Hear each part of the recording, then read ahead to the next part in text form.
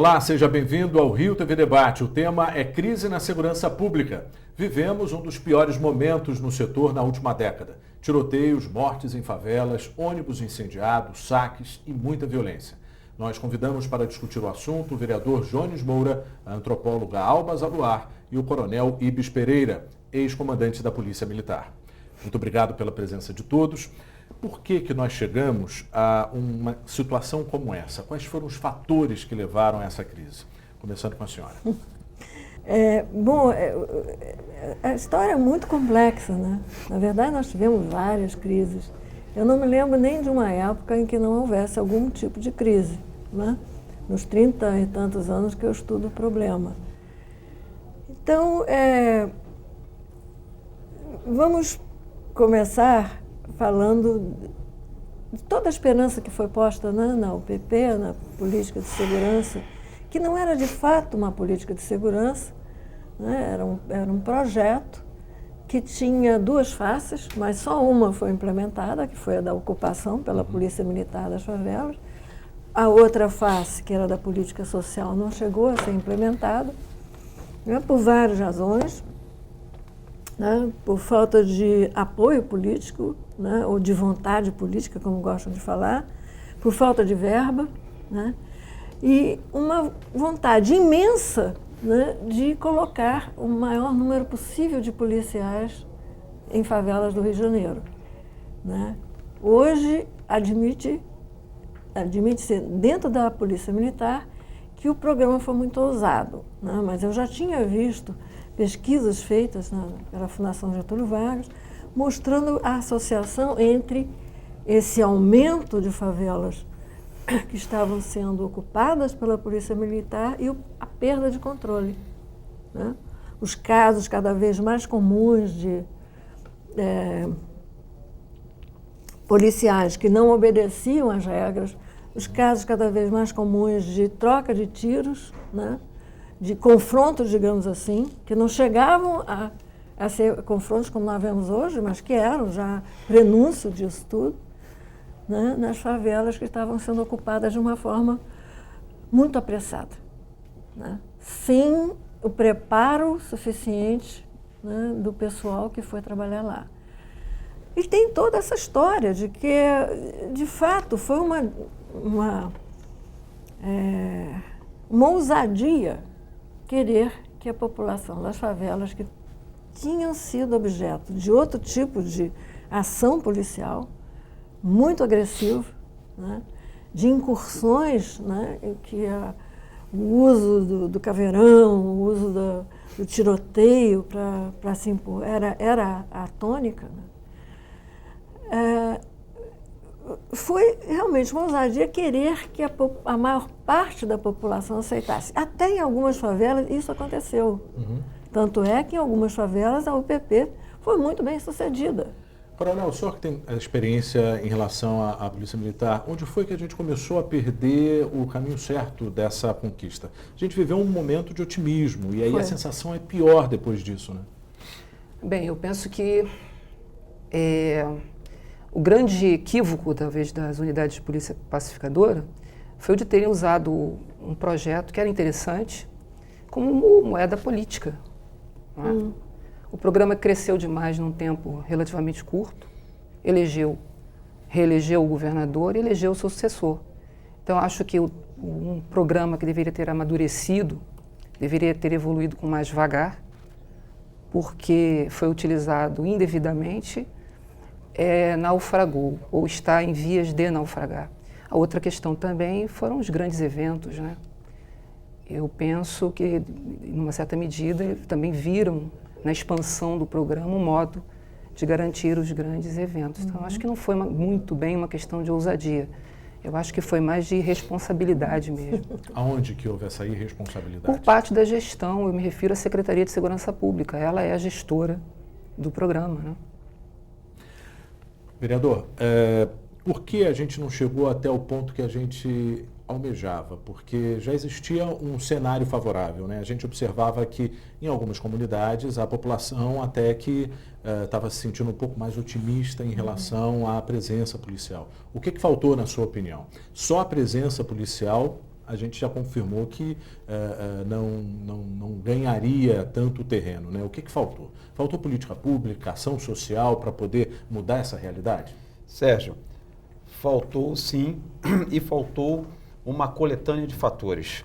Deixa eu cumprimentá-lo, tá? Mais uma vez, estamos aqui. Cumprimentar todos os debatedores aqui da mesa também, Coronel Ibes, a professora Alba, e dizer que nós precisamos não errar mais. O que aconteceu com a política das UPPs foi para nós um exemplo daquilo que não se pode mais acontecer. Então, eu concordo com todas as falas que foram ditas aqui, e a gente pode ainda aqui enriquecer com o que faltou demais, que foi as políticas de ação social, as políticas de educação. Segurança pública, ela é um conjunto de fatores. Segurança pública não é só a polícia armada. Segurança pública não é tão somente também iluminação das praças e das ruas. Segurança pública também não é só educação. Segurança pública, ela é cultura, ela é lazer, ela é esporte. A gente está tentando trazer esses debates lá dentro da Câmara Municipal, trazendo os vereadores também a ter essa responsabilidade em debater segurança pública, uma coisa que não era muito comum nas câmaras municipais debaterem segurança pública. E por que os vereadores têm que participar desse debate?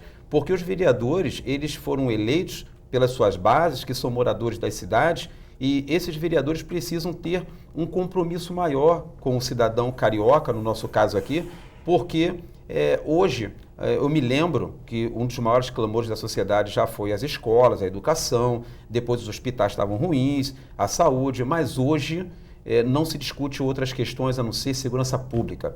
Por quê? Porque ela tira o nosso bem mais precioso. Se falhar, ela tira a nossa vida, ela tira a vida dos nossos familiares. Então, por isso, a UPP ela não funcionou porque não veio acompanhado de outras atividades também que o governo deveria propor. E não o fez. E falou muito bem aqui o Coronel Ibes, quando pareceu muito mais uma construção de plataforma eleitoreira do que uma tentativa de salvar os moradores das comunidades. Vamos para a estratégia traçada. Há décadas a gente discute a questão do confronto pelo confronto. Esse modelo parece que não deu certo e não vai dar certo, né?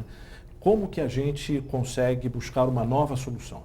Olha, essa política da guerra às drogas, do confronto armado, ela está condenada há muito tempo, né?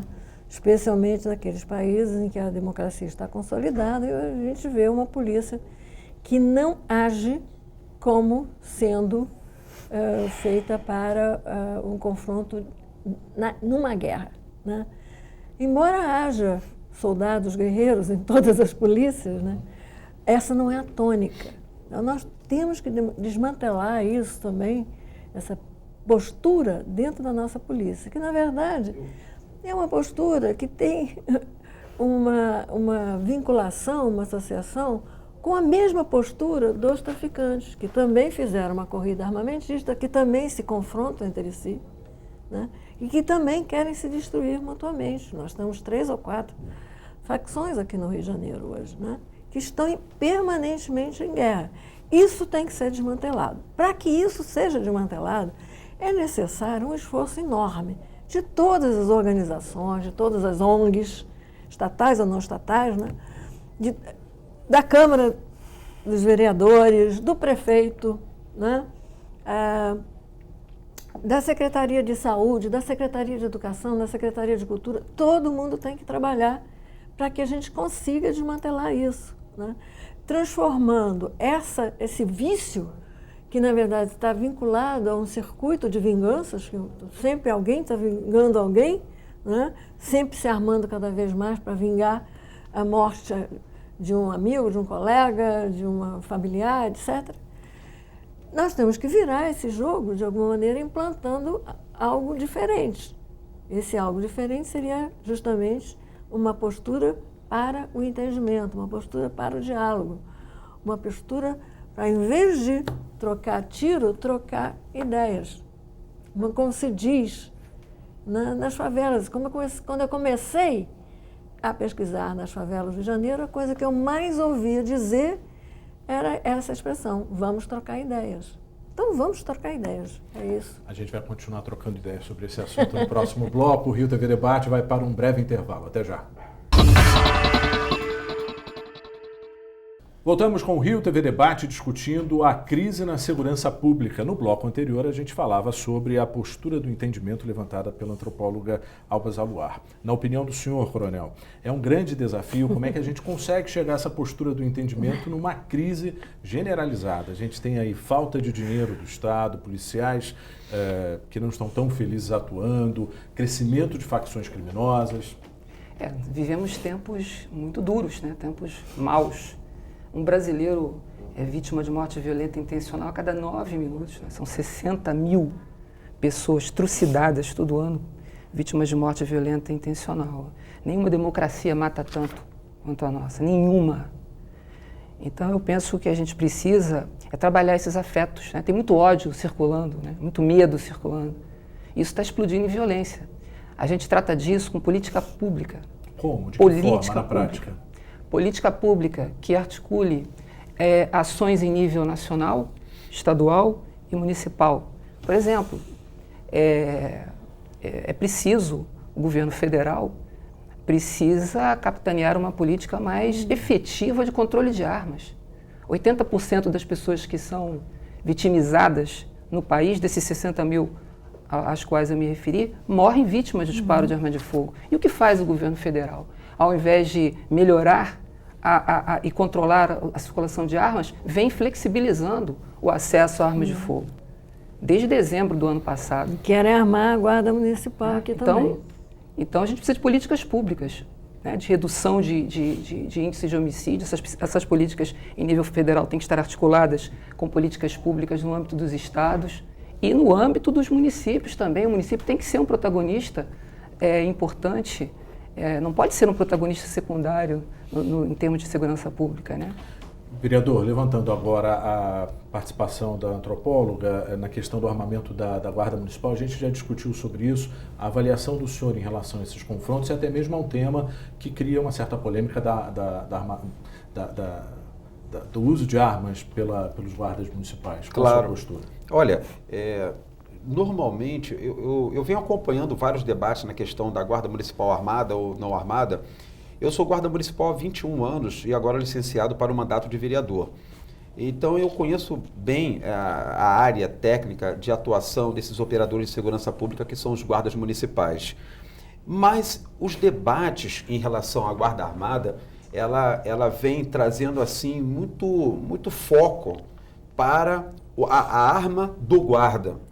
E às vezes atrapalha um pouco para que possamos avançar naquilo que bem falou aqui o Coronel Ibis, na questão da política de segurança pública. É preciso a interação do Estado, do município e do governo federal nessas questões, e o município não pode ser apenas aquele que vai ficar sempre com aquela desculpa de que segurança pública é um dever do Estado, como se esse Estado fosse o Estado do governador, os Estados do Brasil. Segurança pública, segundo o artigo 144 da Constituição Federal, é um dever do Estado, o Estado como ente federativo.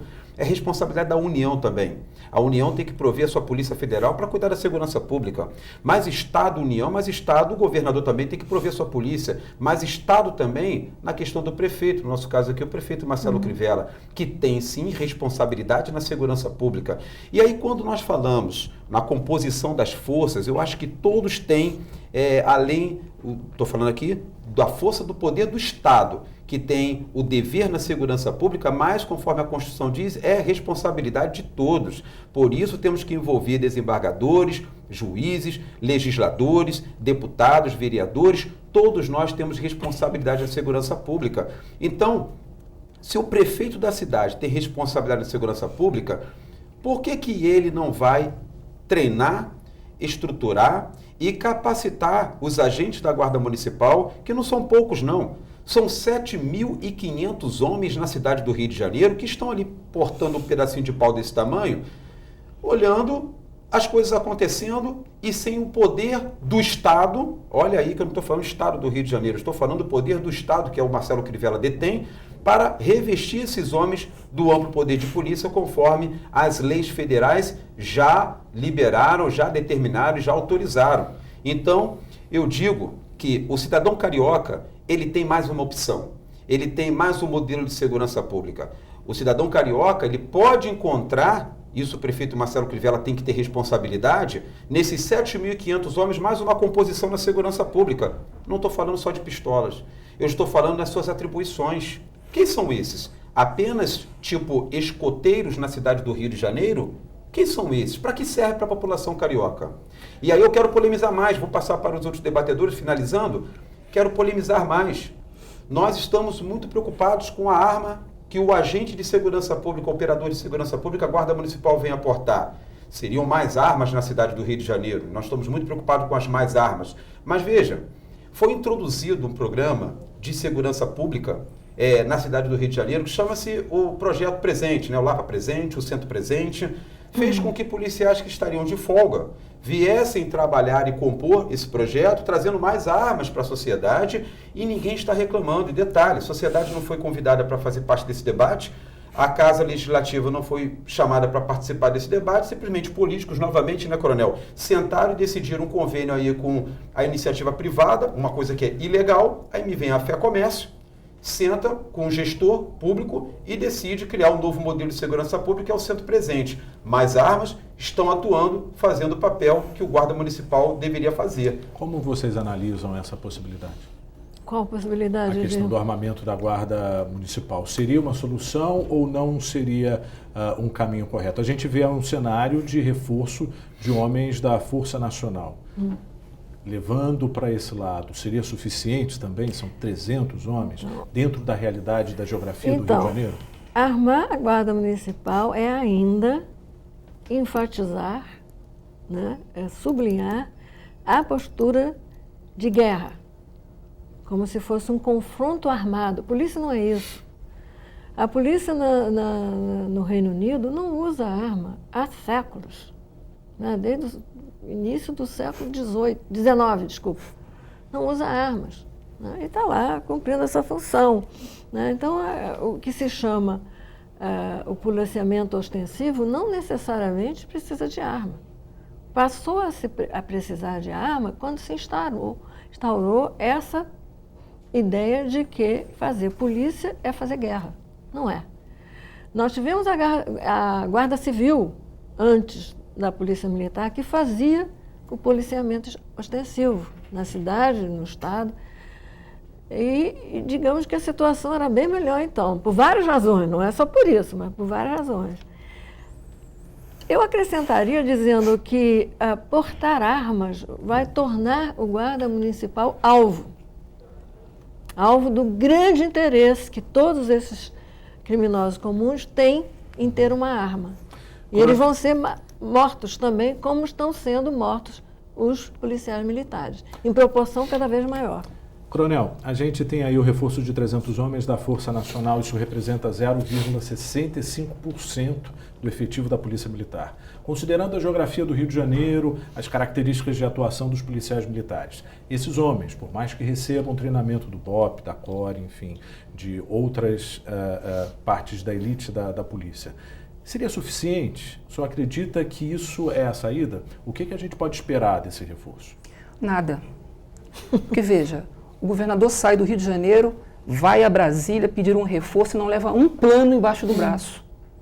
Aqui, o reforço, a ajuda, chegou antes do plano. Qual é o plano que a Secretaria de Segurança Pública do Estado tem para nós superarmos a crise na segurança pública que estamos vivendo? Então, sem plano, sem saber como é que esses agentes vão ser empregados, a gente não tem nem como saber se 300 é muito, se 300 é pouco ou se 300 é nada. É o mesmo debate da questão anterior. Discutir uma guarda armada ou não armada, a questão é discutir qual é o lugar da guarda no plano de segurança que o município tenha. Será que tem?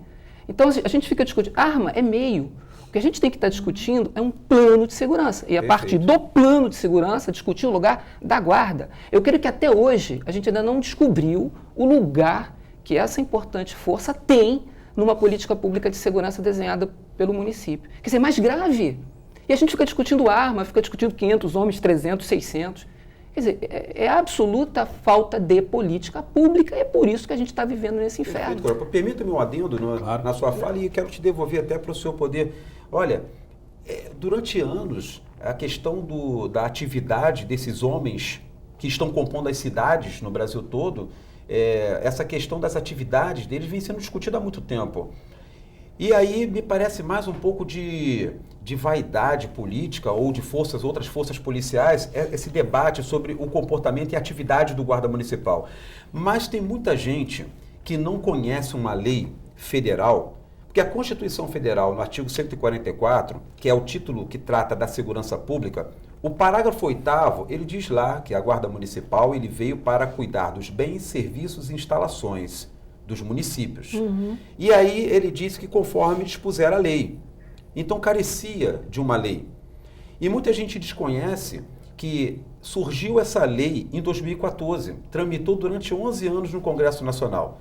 E depois ela foi aprovada, foi para o Senado, e no Senado ela foi aprovada, foi para a sanção da presidenta Dilma, que foi sancionada em 8 de agosto de 2014, recentemente agora. E ela rege sobre as atividades dos guardas municipais.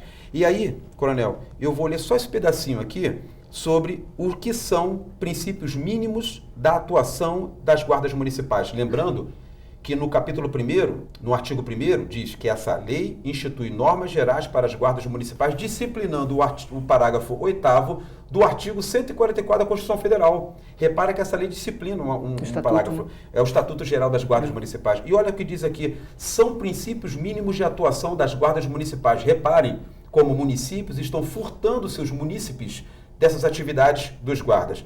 Proteção dos direitos humanos fundamentais, do exercício da cidadania e das liberdades públicas, preservação da vida, redução do sofrimento e diminuição das perdas, patrulhamento preventivo, compromisso com a evolução social da comunidade e uso progressivo da força. Isso aqui muita gente não conhece, é de 2014 para cá, mas eu como vereador tenho conversado no parlamento com todos os demais vereadores que nós como fiscais do executivo precisamos cobrar do prefeito que os guardas tenham essa atuação, porque isso aqui é um presente para o munícipe. Eu te devolvo a palavra, me perdoe. Eu penso que sim, o que tem faltado, me parece, antes de discutir se a guarda tem que ser armada ou não tem que ser armada, é justamente transformar a Constituição, a lei, o Estatuto da Guarda, numa política pública, num plano de segurança. Né? Eu acho que isso é que tem faltado. No entanto, aqui no Brasil e no Rio de Janeiro, muito particularmente, a gente tem o hábito, como dizia a minha avó, de colocar o carro na frente dos bois. Né? E aí a gente não sai do lugar. Vamos discutir então no próximo bloco esse possível plano de segurança. Vamos então para o último intervalo do Rio TV Debate. Até já. Estamos de volta com o último bloco do Rio TV Debate, discutindo a crise da segurança no Rio de Janeiro. A gente precisa esmiuçar ainda mais esse possível plano de segurança. Na avaliação da senhora, como que seria esse possível plano? Esse plano, em primeiro lugar, ele tem que ter articulação com planos estaduais e federais, como bem colocou o coronel. Isso é absolutamente fundamental, porque o Rio de Janeiro, uma cidade hoje bastante desprestigiada, aliás, nas políticas federais, não vai resolver nunca o seu problema sozinho. Ela vai precisar realmente dessa articulação. Então é preciso trabalhar nesse sentido. O Fórum Brasileiro de Segurança Pública, do qual eu pertenço, tem feito iniciativas inúmeras nesse sentido.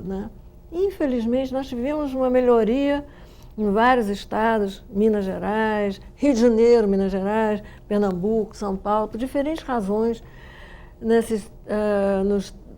Minas Gerais, Rio de Janeiro e Pernambuco, por terem tido projetos que tinham como foco uma mudança na atuação policial nas áreas mais pobres da cidade. E realmente a UPP teve esse efeito aqui no Rio de Janeiro, é inegável, a taxa de homicídio diminuiu muito. E, no entanto, nesses estados todos, as novas políticas de segurança fracassaram.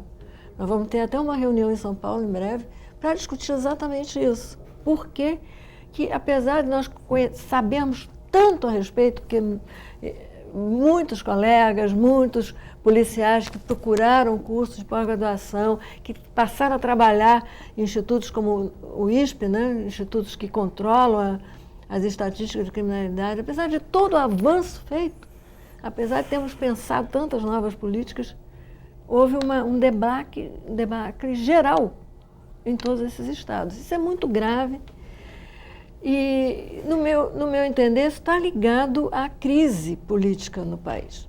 A crise econômica também, as duas também estão vinculadas, né? E aí, nós não podemos ficar de mãos atadas esperando que a crise política se resolva, né? E devemos agir, né? No entanto, a gente tem que agir nesse entendimento de que, enquanto esses sintomas da crise política, que é, por exemplo, a polarização excessiva, a desconfiança do outro, né? Essa dicotomia nós, eles, né? Que marcou a política no Brasil durante tanto tempo, isso tem que acabar, porque é exatamente essa política que leva aos afetos do ódio, né, do medo, da desconfiança, que atrapalham muito o entendimento. Nós precisamos citar alguns números que são bem preocupantes, ou seja, nos últimos 5 anos o número de tiroteios em comunidades com o PP aumentou 13.000%, né? Assim, em 2011 foram 13 confrontos e em 2016, 1.555. Como que a gente trabalha com essa realidade pensando num plano de segurança, coronel? Fazendo com que a União entenda que ela é um ator fundamental para que armas parem de circular no território nacional com a facilidade que circulam. O Rio de Janeiro não tem nenhuma fábrica de armas, nenhuma. Onde essas armas entram? Vamos dar um panorama por ar, terra e mar. De que forma? De várias formas. Né? Não é fronteira, é ar, terra e mar. Onde está esse gargalo? Onde está o pior momento de entrada de armas na avaliação de vocês? É frágil em todas as fronteiras, né? São vários atores que estão trazendo armas, inclusive da própria polícia, né? Inclusive policiais. Houve um caso muito recente mostrando isso, né? Um policial da UPP estava levando armamentos, né? Há envolvimento de funcionários do porto, há envolvimento das Forças Armadas também, de gente dentro das Forças Armadas que traz armas. Há o problema das fronteiras, sem dúvida nenhuma, né? Então, é preciso uma força-tarefa, porque esse é um problema nacional. É extremamente grave no Rio de Janeiro, né? Porque o Rio de Janeiro é um porto, né? O Rio de Janeiro tem vários aeroportos, então a entrada é muito fácil aqui. Hoje, eu diria que realmente existem questões de armas sendo furtadas ou armas sendo entregues por forças de segurança pública que detêm esse poder do armamento. Mas são tantas armas nas mãos dos criminosos que eu diria que isso é um fator, mas existem outros ainda muito maiores. O prefeito Marcelo Crivella agora ele está com um gabinete integrado de segurança pública, tratando justamente dessa questão de armas que estão entrando na cidade do Rio de Janeiro, armas que vêm de fora. Nós não temos visto muitas notícias de batalhões de polícia sendo assaltados com armas furtadas, mas nós temos visto que existe realmente uma problemática nessa questão das armas, como bem falou o Coronel Ibs.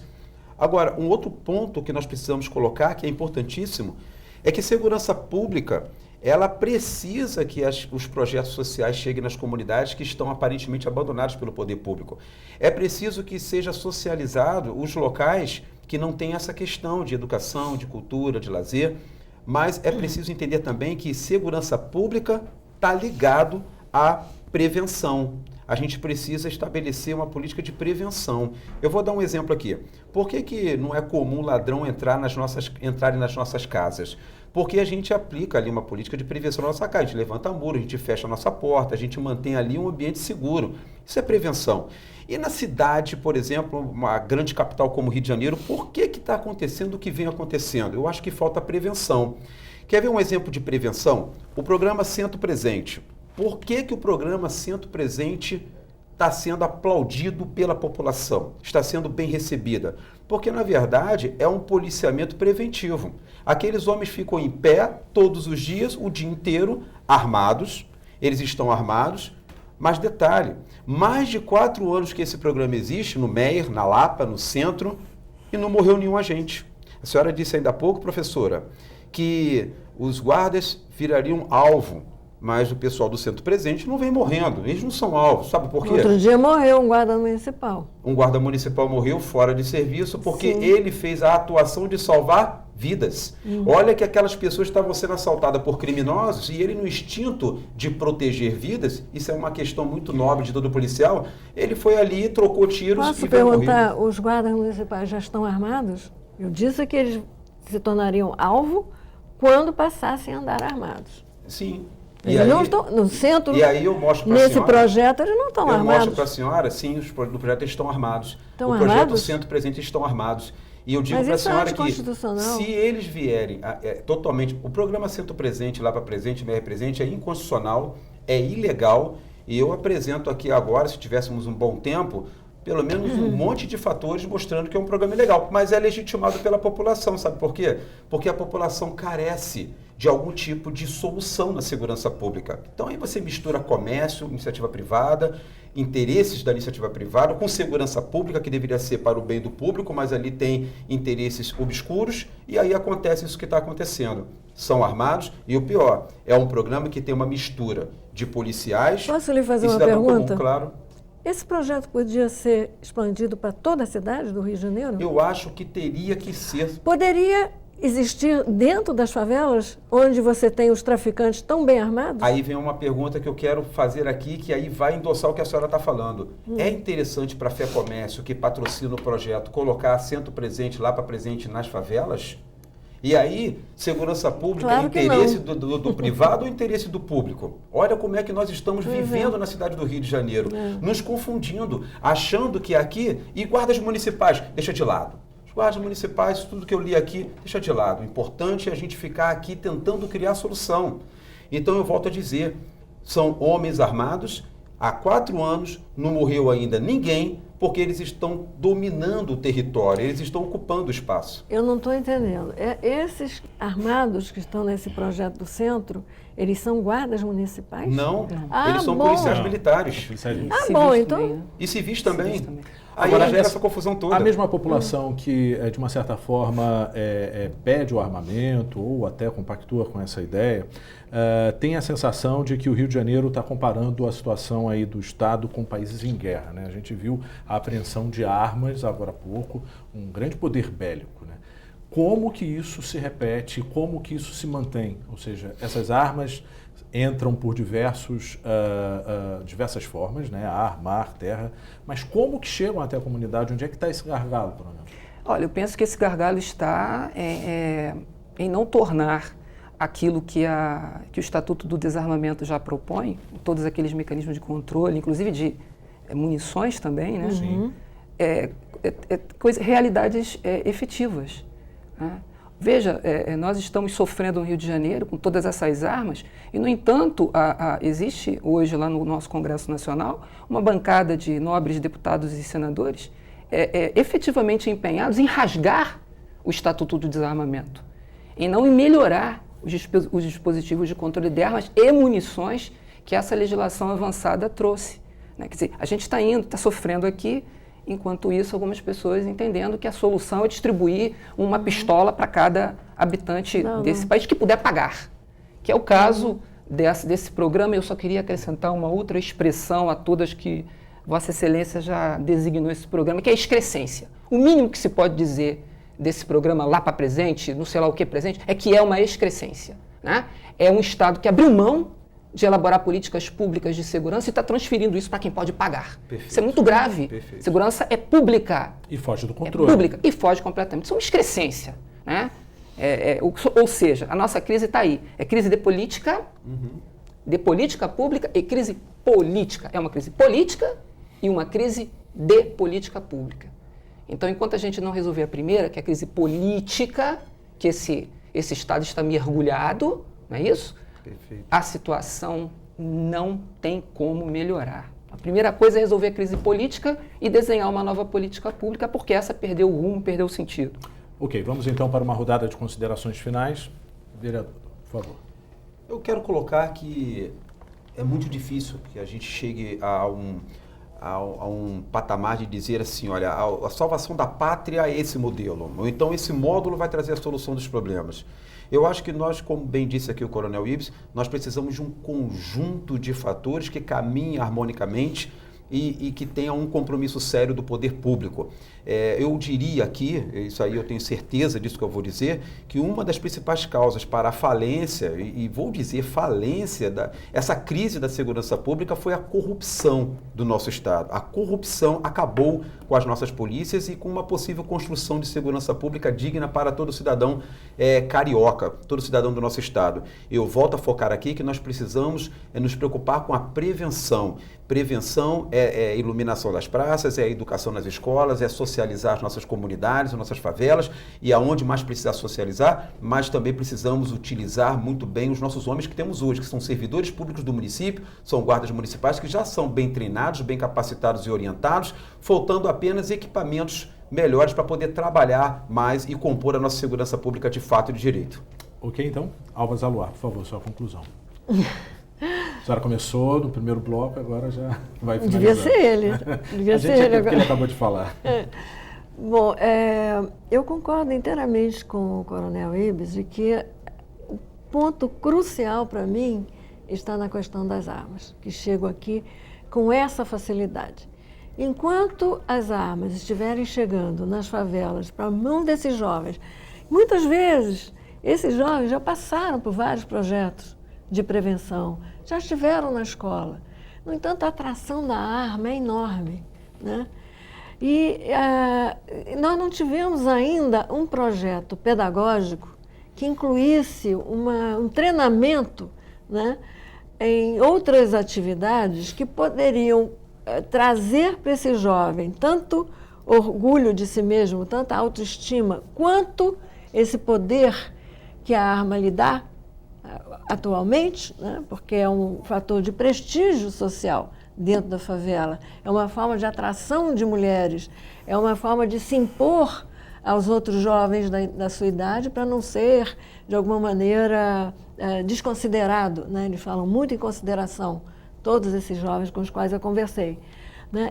Isso tem que ser pensado de uma maneira que realmente torne todos esses projetos de prevenção que nós já temos, né, eficazes, mais eficazes. E a maneira de fazer isso é impedir que a arma continue sendo essa fonte de atração. Porque já está mais do que provado, sociologicamente, que onde as armas estão mais presentes é onde nós temos mais homicídios, mais jovens embarcando nessa canoa furada, né? Então é preciso esse esforço enorme de todas, como eu disse anteriormente, de todas as organizações, essa articulação de todas as organizações estatais ou não estatais, né, para que a gente consiga trazer esse jovem para uma outra postura.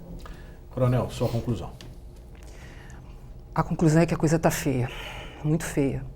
É um país onde uma pessoa é assassinada a cada 9 minutos, é uma realidade atroz, terrível e, essencialmente, um desafio para a nossa democracia.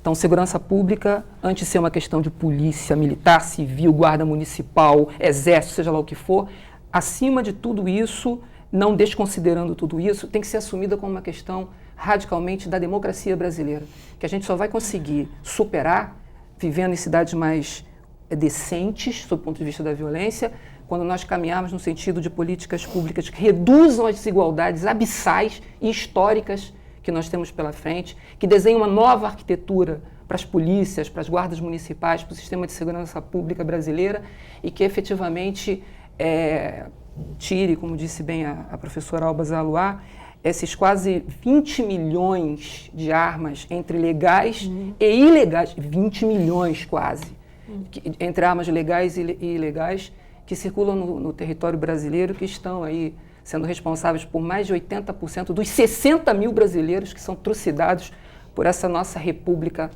anualmente. Política pública, é isso que a gente está precisando. Muito obrigado pela participação de todos vocês. E o Rio TV Debate fica por aqui. Até o próximo encontro.